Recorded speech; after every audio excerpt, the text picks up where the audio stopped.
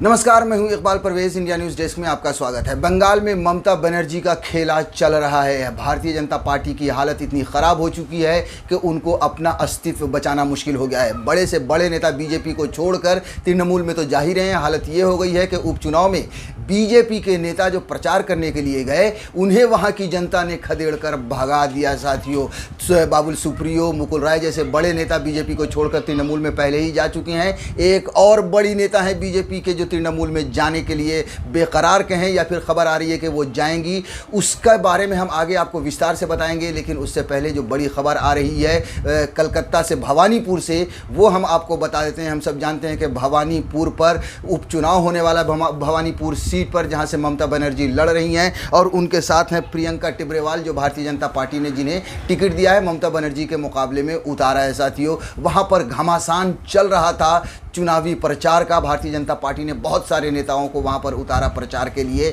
उसमें एक दिलीप घोष, जी हाँ, भारतीय जनता पार्टी का बड़ा नाम, बड़ा चेहरा है, जिसे आप अच्छी तरीके से जानते हैं। दिलीप घोष जब वहां पर गए वहां प्रचार करने के लिए, तो वहां की जनता ने उन्हें खदेड़ दिया, भगा दिया पूरी तरह से। एक तरह से भीड़ टूट पड़ी और उसके बाद उन्हें भागना पड़ा। तो ये समझ लीजिए आपके पुलिस ने उन्हें बचाया। हालत इतने बेकाबू हो रहे थे कि वहाँ पर पुलिस को, जो उनकी सुरक्षा में, दिलीप घोष के जो सुरक्षा में थे, उन्हें अपना जो है सो समझ लीजिए बंदूक निकालना पड़ा, अपनी पिस्तौल निकाल कर खींचनी पड़ी। भीड़ इतनी बेकाबू हो रही थी और उन्होंने इस बुरी तरह से दिलीप घोष को भगाया। उसके बाद भारतीय जनता पार्टी की तरफ से उन पर बड़े फिर आरोप लगाए गए कि वहाँ पर गुंडागर्दी हो रही है, आतंक का माहौल है, वहाँ से भगा दिया गया, उन पर हमले हुए। लेकिन हकीकत बात यह भी है कि वहाँ की जो जनता है वो भारतीय जनता पार्टी को चाहती ही नहीं है कि वो मैदान में यहाँ तक के चुनाव का प्रचार तक करने आए। जी हाँ, 30 तारीख को चुनाव होना है, सोमवार का दिन, आज का दिन जो है सो वो आखिरी दिन था चुनाव के प्रचार का। और आखिरी दिन दिलीप घोष पर इस तरह से हमला कहें या उन्हें खदेड़ दिया, मैं तो कहूँगा कि खदेड़ दिया गया, क्योंकि अगर हमले की बात करें तो चुनाव के लिए हमले या हर तरह के साम दाम दंड भेद वो भारतीय जनता पार्टी ही अपनाती है। साथियों, चुनाव जीतने के लिए जब अप्रैल में जब चुनाव हो रहा था बंगाल में, तब आपने देखा था कि किस तरह से भारतीय जनता पार्टी की दादागिरी चल रही थी। हर तरह से वो किसी भी कीमत पर वो बंगाल को फतह करना चाहते थे, लेकिन वहाँ पर बुरी तरह से उनकी हार हुई। हाँ, ममता बनर्जी जो नंदीग्राम सीट से चुनाव लड़ रही थी शुभेंदु अधिकारी से, उनकी भी अगर आप देखें तो आज तक पर हमने देखा था करीब 3-4 बजे के आसपास के उन्हें जीता हुआ घोषित कर दिया गया था। उसके बाद अचानक से वो खबर गायब हुई और ये बता दिया गया कि ममता बनर्जी हार गई, जिसके बाद उन्होंने अदालत का दरवाज़ा भी खटखटाया। लेकिन अब भवानीपुर की सीट खाली हुई है, तो भवानीपुर, जी हाँ, जहाँ से ममता बनर्जी पहले चुनाव लड़ा करती थी, वहाँ पर फिर आई हैं। इस बार उन्होंने छोड़ दिया था, वो शुभेंदु अधिकारी को टक्कर देने के लिए वहाँ पर गई थी नंदीग्राम में, लेकिन अब वापस भवानीपुर में आई है, जहां पर लड़ाई दिलचस्प तो नहीं कह सकते, लेकिन एक तरफा लड़ाई है। ममता बनर्जी को वहां पर कोई हरा नहीं सकता।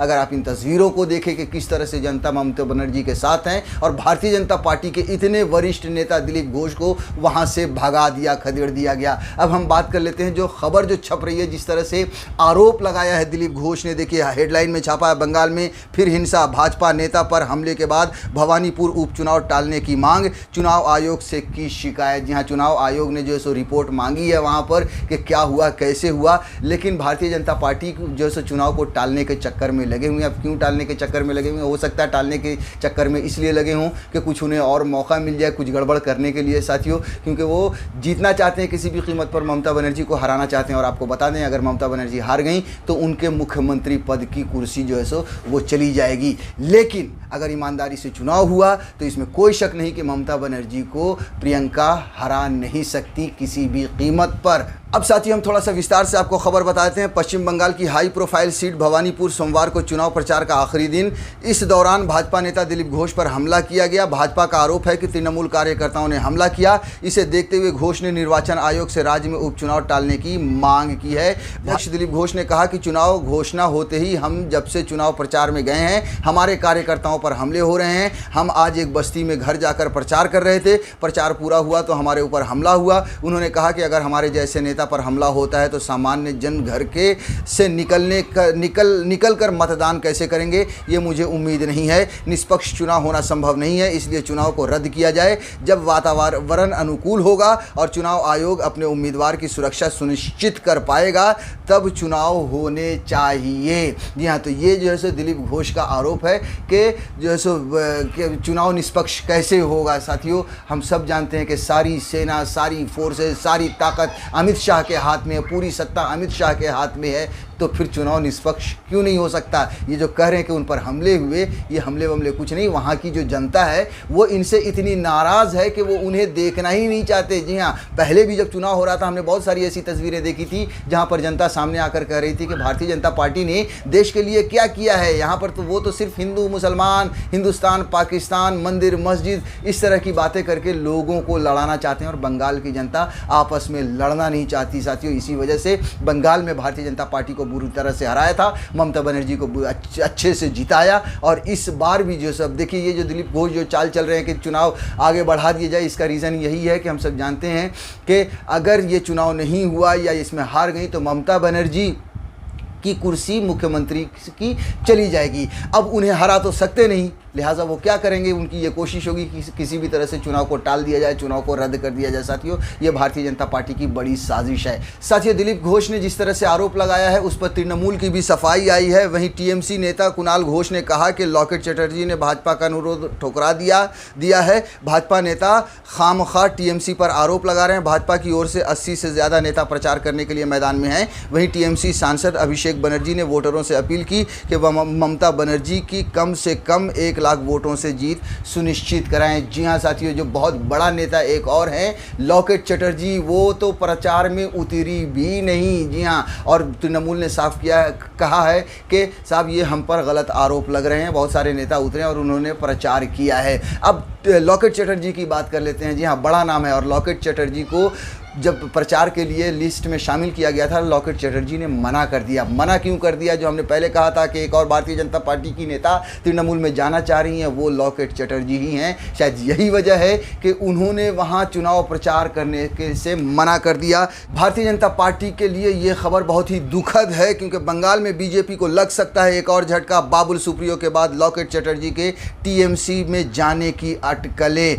जी हाँ, ये खबर जो है सो बहुत वायरल की तरह, आग की तरह फैल रही है, क्योंकि जैसा कि मैंने पहले भी कहा, देखिए कि भवानीपुर सीट पर वो भारतीय जनता पार्टी का प्रचार करने नहीं गई, क्योंकि उन्हें शायद टीएमसी में ही जाना है। देखिए, बंगाल में बीजेपी की चुनावी हार के बाद एक और झटका लगता नजर आ रहा है। बाबुल सुप्रियो के बाद अब हुगली से बीजेपी सांसद लॉकेट चटर्जी के भी पार्टी छोड़ने की अटकलें लग रही हैं। सूत्रों के मुताबिक टीएमसी नेतृत्व लॉकेट चटर्जी से बातचीत कर रहा है। टीएमसी महासचिव कुणाल घोष ने दावा किया है कि लॉकेट चटर्जी ने भवानीपुर में बीजेपी के लिए प्रचार करने से इनकार कर दिया है। कुणाल घोष ने उन्हें धन्यवाद भी दिया। कुणाल घोष के ट्वीट के बाद अटकलों का बाजार और गर्म हो गया है। तब आप अंदाज़ा लगाइए कि भारतीय जनता पार्टी की हालत कितनी ख़राब है। न सिर्फ वो चुनाव हारी, बल्कि अब उनके नेता एक एक कर बीजेपी को लात मारकर जा रहे हैं तृणमूल कांग्रेस में। जी हां, भारतीय जनता पार्टी का अस्तित्व बंगाल में पूरी तरह से ख़त्म होने की कगार पर खड़ा है और ममता बनर्जी का खेला लगातार जारी है।